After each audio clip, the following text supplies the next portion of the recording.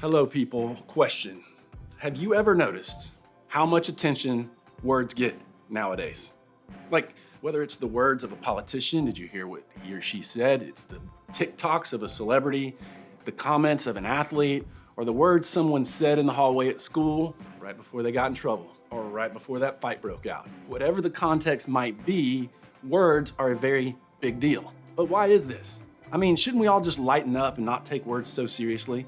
I mean, after all, we have the freedom to say anything we want for the most part, at least depending on where we live. Plus, haven't we all been taught that one line about sticks and stones? How, they can break my bones, but words will never hurt me. You ever heard that? No. Okay. Well, from the time we were little kids, we were taught that no matter what words are used against us, they cannot hurt us, or maybe they should not hurt us. But if this is true, then why do words still hurt sometimes?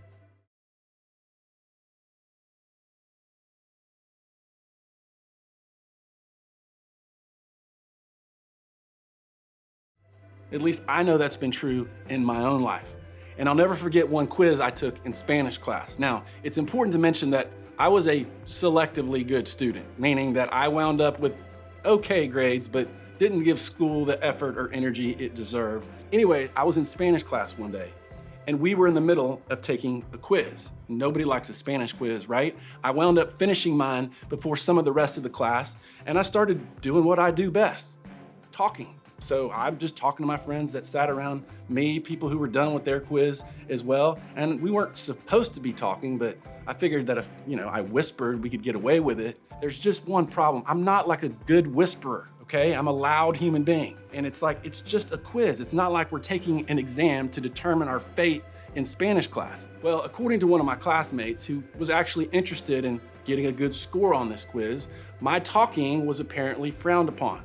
So this person did the classic shh move. See, I don't like that, but I wasn't gonna let it faze me. I had to keep talking because we're engaged in a conversation at this point. So I kept talking and this person did it again. Shh. At this point, I'm like, no, okay? If the teacher isn't sending me out of this classroom, you don't get to tell me what to do. But this is probably when I push this person to their limit. I guess my talking voice was a bit distracting in a quiz environment. So this person finally snapped and said, bro, stop, you're so annoying. And that's it. Doesn't seem like a big deal.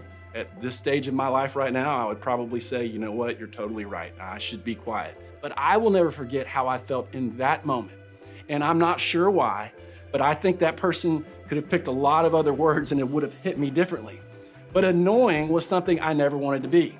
I wanted to be liked or funny or cool or athletic, but annoying, I really didn't want to jive with that. Like, I can't remember if I had been labeled that when I was younger or that's what my older sisters called me, but that moment brought up all sorts of feelings that I didn't want to face. I realized in that moment that the word annoying, it had some type of strange, weird power in my life, and that moment hurt me really, really bad. In fact, that word stuck with me for a long time. It's like for years, like the word annoying, anytime I heard it, like I would get super defensive about it. I was so self-conscious about what everyone around me thought and might have said. I have even locked up in conversations because I'm insecure about being perceived as annoying. Does this person think I'm being annoying right now? At times, it's actually kept me from showing people my full self because I don't want to be annoying. I don't want to talk your ear off. I don't want to get on your nerves. How can a simple word wind up sticking with a person for years of their life? Well, it's because the reality is words can hurt you.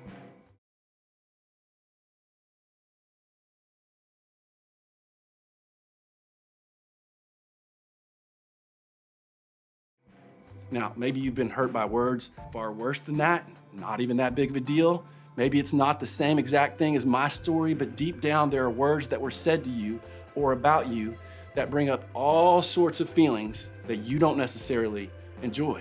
And how is this even possible? I mean, seriously, we're talking about words. They aren't living, breathing threats. They are simply words. They cannot physically harm you. They cannot chase you down and beat you up. And some of them don't even have the same meanings in different parts of the world. How can a word truly be a problem? Well, here's the thing.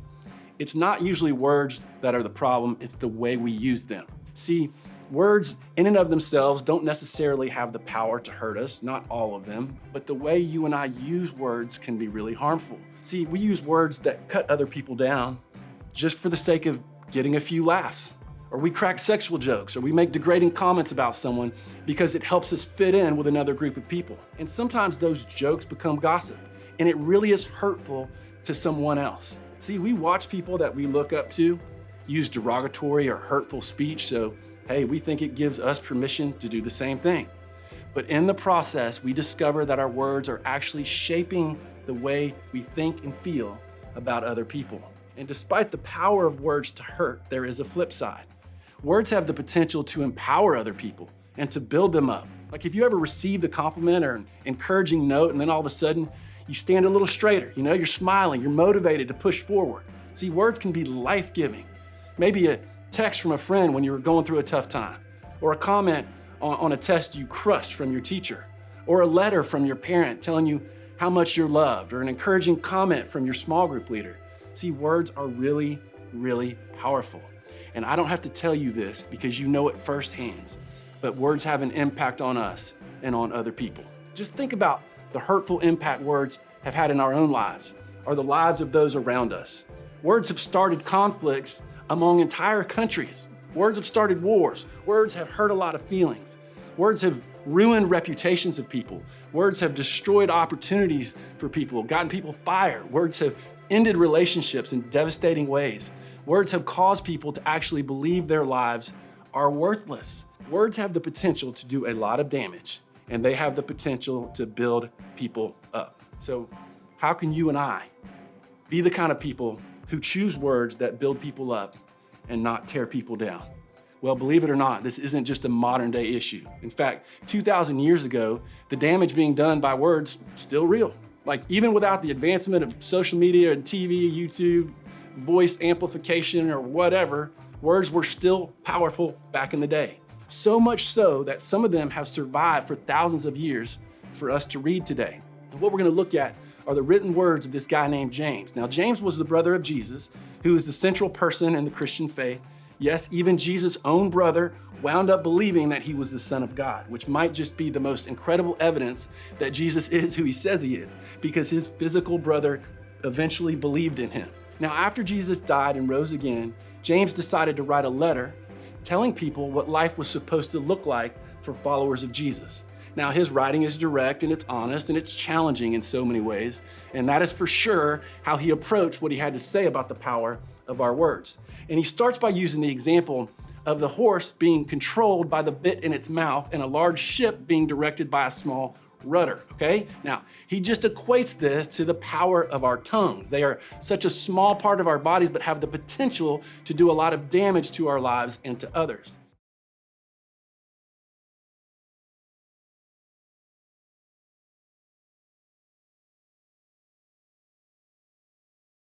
It's like our phones. We carry them with us all the time. They aren't very big, yet they have so much power, okay? And then he goes in on his point. And among all the parts of the body, the tongue is a flame of fire. It is a whole world of wickedness corrupting your entire body. It can set your whole life on fire, for it is set on fire by hell itself. People can tame all kinds of animals, birds, reptiles, and fish, but no one can tame the tongue. It is restless and evil, full of deadly poison. Sometimes it praises our Lord and Father, and sometimes it curses those who have been made in the image of God. And so blessings and cursing come pouring out of the same mouth. Surely, my brothers and sisters, this is not right. Wow, like James, like that's intense. I mean, this is a bit dramatic, right? I know words are important, but all this talk about setting fires and cursing other people, don't we just need to chill a little bit? And I think James actually meant what he said. Yes, it seems a bit over the top, but maybe it's that way because James wanted us to clearly understand how important and how powerful our words are. James wanted his readers to know for sure, okay, don't miss this, that words are a really powerful weapon. They have the power to destroy things, and they have the power to restore things. They have the power to build up and to tear other people down. They have the power to start a fight and to relieve a tension. They can cause a person to feel like trash or help someone feel like $1 million. Okay, so we get it, right? Words matter. Don't think anybody would disagree with that. But James doesn't necessarily make a very hopeful case. I mean, he literally says that no one can tame the tongue. So does this mean that we're just gonna hurt a lot of people with the use of our words? Does this mean that there's no hope to actually be different than most of the world around us when it comes to what we say? Does it mean that we just have to accept the reality that we'll never get our words right and instead we're just gonna do a lot of damage? I mean, after all, we know it seems impossible to fully control our words. We have all said things we wish we wouldn't have said. We've all regretted things that flew out of our mouths before we could take control. We've all said things that we thought we didn't mean to realize the words might just be a glimpse at an emotion hiding deep inside of us. You and I are not powerful enough to completely overpower our own tongues and our own words. So, do we just accept this as our sad reality? No. See, you and I cannot control the power of our words on our own. But we don't have to try to get this right all by ourselves. See, James knew that words were powerful, but he also knew that we could give control to someone more powerful than even our words. One of James' ancestors, a guy named David, a former king of Israel, wrote about a solution to the tongue's power years before James even warned us about it. David wrote in something he cried out to God that might also be the solution to the problem we're talking about today. David said, "Take control of what I say, O Lord, and guard my lips." This simple sentence, it has significant impact for you and I today. See, David understood something about the power of words. He knew that in order to get what came out of his mouth right, he needed to let go of control. See, the same is true for you and I today. If you want to get this right, it's important that you understand this. Pay attention to the power of your words. Pay attention to the power of your words, and just like David, invite God in to help you control it. See, this is a step we all have to take. According to James, the power of the tongue, it's an untamable force, at least for you and I. But to God, it's just another way He shows how powerful He really is. God wants us to pay attention to the power of our words and the ways in which we use them, and He will give us everything we need to do this.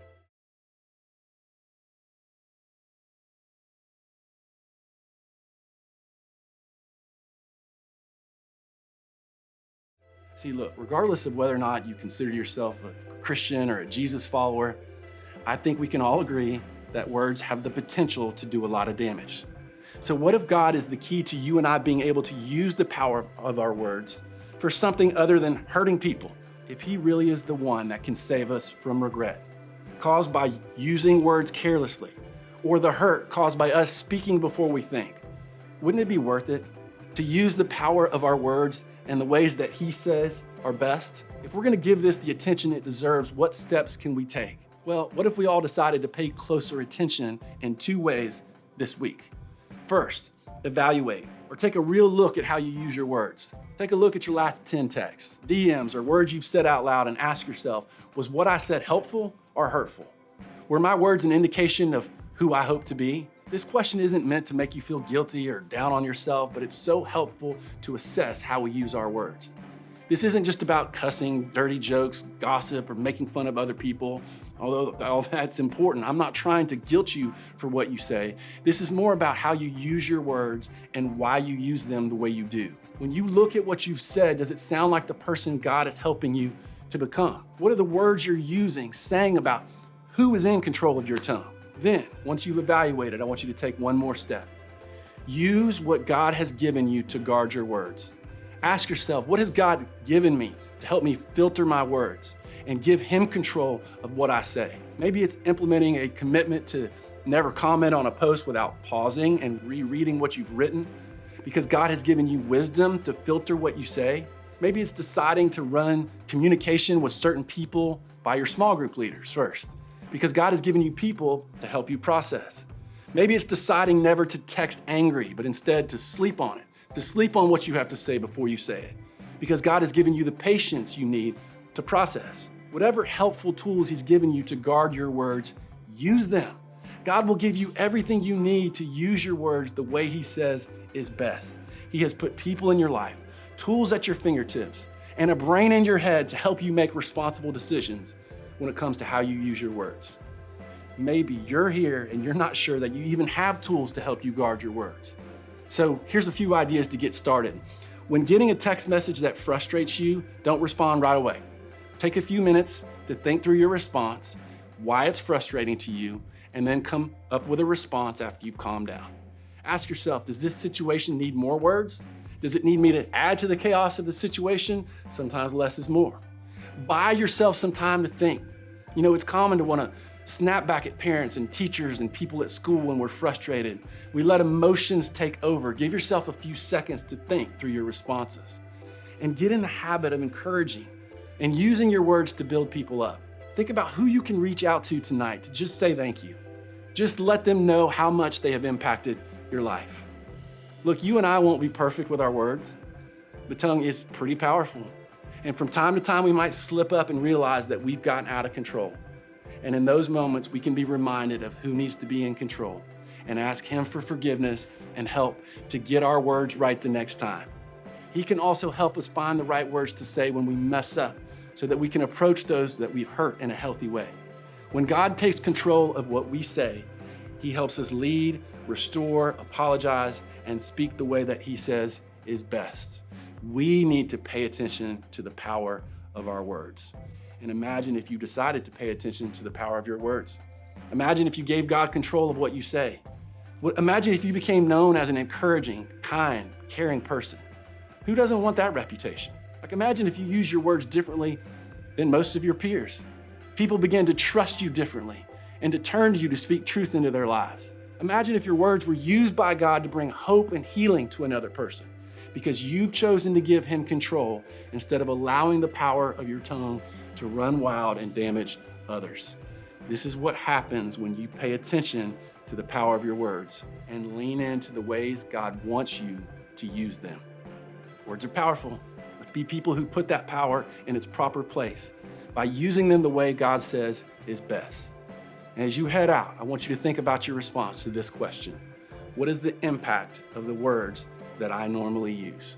What kind of impact do my words have on the people around me?